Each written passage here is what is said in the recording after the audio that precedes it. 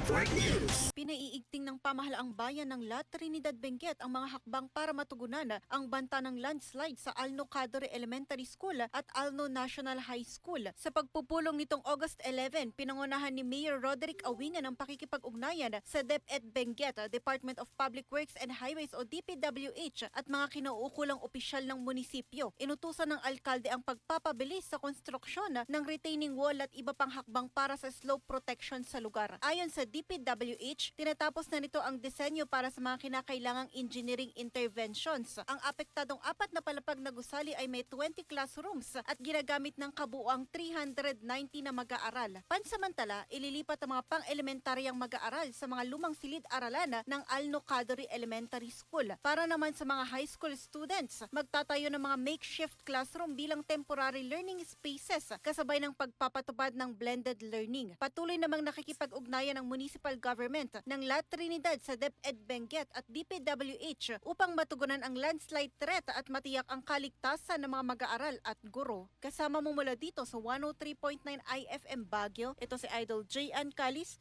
Tatak, RMN. RMN Network News.